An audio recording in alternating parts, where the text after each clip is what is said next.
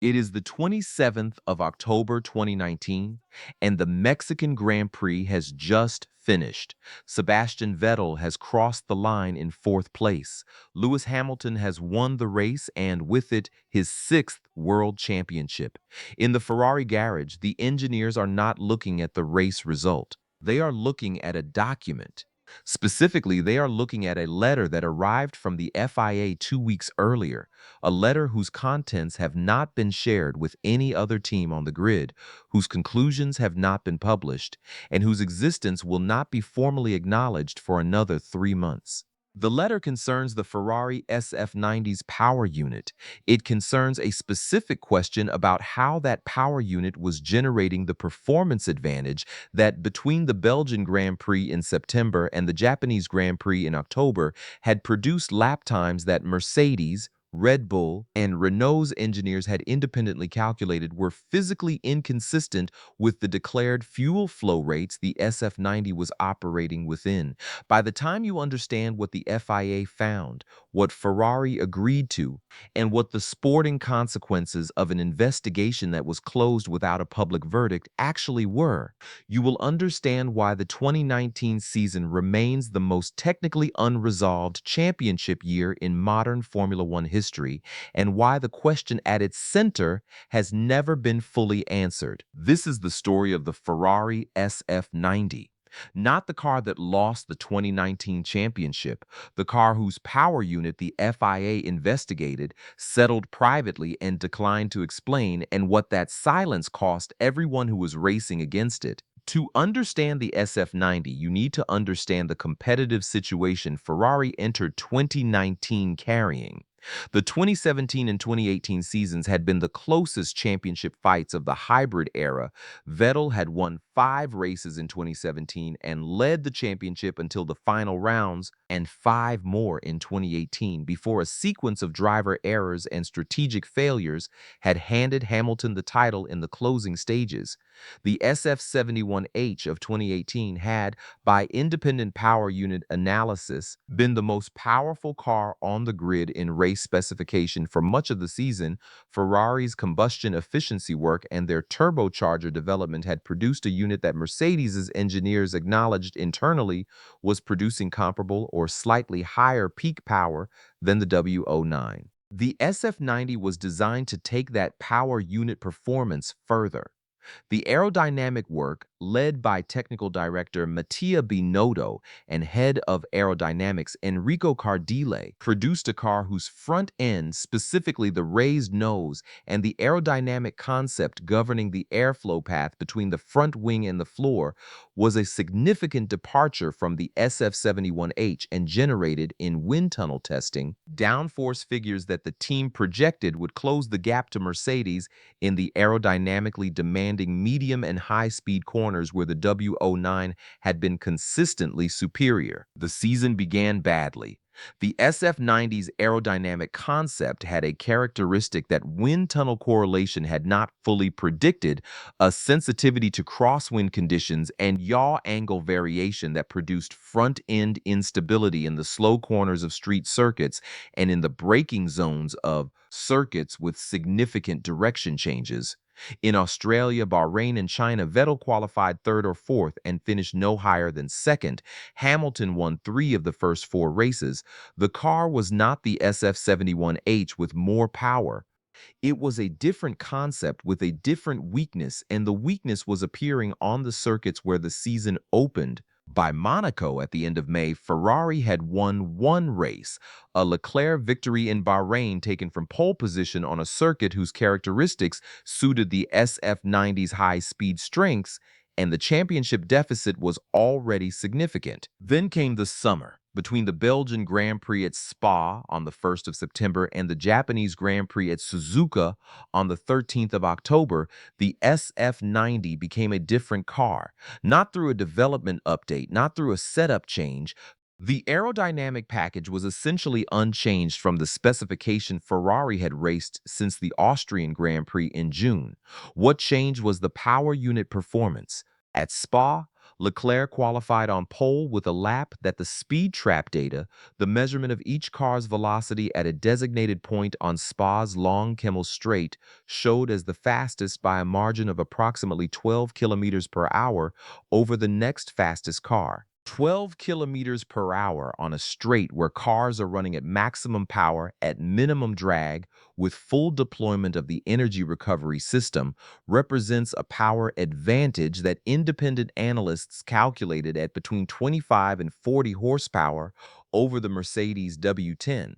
Leclerc won the race. He won the following race at Monza on the same straight-line performance margin. Ferrari's race engineers in the pit-to-car radio exchanges that were broadcast publicly were heard managing Leclerc's power unit deployment in a manner that suggested the unit was capable of performance above its race setting, a characteristic that normally indicates a power unit operating within a margin below its actual capacity. The rival teams noticed. Mercedes, Red Bull, Renault, and Racing Point filed formal queries with the FIA regarding the legality of the SF90's fuel flow system.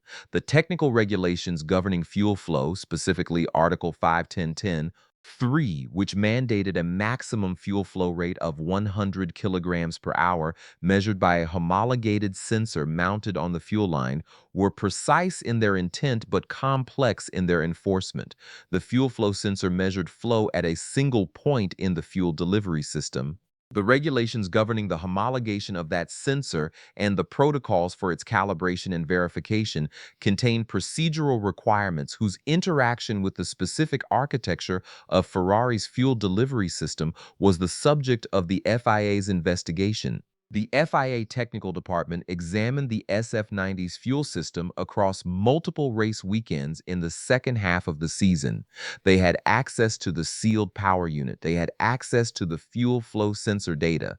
They had access to Ferrari's technical documentation describing the fuel delivery architecture. Stay with this, because what happened next is the specific sequence of events that makes the 2019 season permanently unresolved. In December 2019, the FIA issued a statement confirming that it had concluded an investigation into the Ferrari power unit and had reached a settlement with Ferrari. The statement said that the settlement included undisclosed technical undertakings from Ferrari regarding their 2020 power unit specification, and that the full findings of the investigation would remain confidential between the FIA and Ferrari.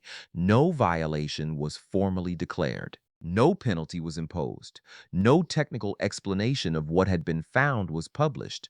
The other teams, Mercedes, Red Bull, Renault, McLaren, and four others, issued a joint statement expressing dissatisfaction with the process and requesting that the FIA publish its findings. The FIA declined. The statement from the other teams noted that the confidential settlement was, in their view, inconsistent with the principles of transparency that the sport's governance required. The performance consequence of whatever the FIA's investigation had found became visible in 2020. The Ferrari power unit that had been the fastest on the grid in straight-line speed at Spa and Monza in 2019 was, by the corresponding measurements at the same circuits in 2020, the slowest of the four major power units on the grid. The SF1000, the 2020 car, qualified on average 1.2 seconds slower than the Mercedes in the same conditions where the SF90 had been within 1/10. The straight-line speed advantage that had produced Charles Leclerc's consecutive victories at Spa and Monza in 2019 was entirely absent. Ferrari's official explanation was that the power unit had been redesigned to improve reliability and fuel efficiency, accepting a performance cost. The rival team's interpretation, stated privately and occasionally in public, was that the redesign had removed whatever characteristic the FIA's investigation had identified. Neither explanation was publicly verifiable. The FIA's findings remained sealed. Charles Leclerc won two races in 2019, Belgium and Italy. He drove with a maturity and a speed that the SF90's performance window in those conditions made possible, and that his own talent expressed completely. His qualifying lap at Spa, 1 minute 59.027 seconds, the first sub 2-minute lap in the circuit's modern configuration, was, whatever its power unit context, a lap that the conditions required and the driver delivered. Sebastian Vettel, in the other car, won once in Singapore on a circuit whose slow corner characteristics suited the SF90's mechanical grip rather than its power unit performance, and where a strategic call by the team produced a result that the car's straight-line speed advantage was not required to generate.